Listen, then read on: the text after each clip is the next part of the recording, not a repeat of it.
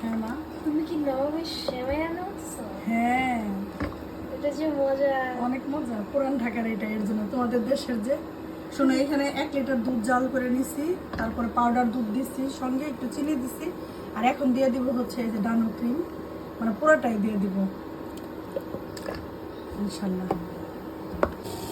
আর এখানে আমি একটু চিনির শিরা দিচ্ছি বসাই ইলেকট্রিক চুলায়, একটু জাফরান দিয়ে দিচ্ছি, এর জন্য কালারটা একটু অরেঞ্জ কালার লাগতেছে।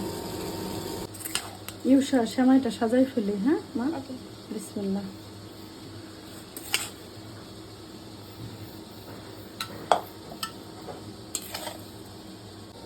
এখন আর একবার সেমাই দিয়ে এখন বাকি ক্রিমটা দিয়ে দিব ইনশাল্লাহ। এটা আমার ইউসার অনেক পছন্দ, আমি আমার 2 মেয়ের জন্য মূলত বানাই, আমার বড় মেয়েরও খুব পছন্দ। বড় মেয়েটা অনেক দিন যাবৎ বলতেছে আম্মু নবাবী সেমাইটা বানাও, মানে আমার হাতের নবাবী সেমাই নাকি আমার মেয়েদের অনেক পছন্দ।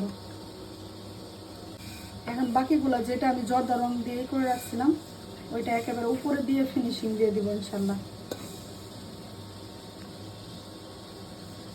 আলহামদুলিল্লাহ, সেমাইটা একেবারে রেডি। ইউসা এখন সেমাই দিয়ে ইফতার করবে। আলহামদুলিল্লাহ, আমি চিনির শিরাটা রেডি করে রাখছি, একটু উপর দিয়ে দিয়ে নিই।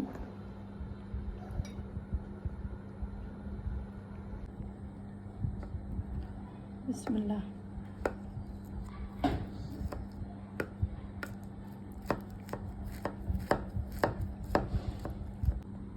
বিসমিল্লাহ।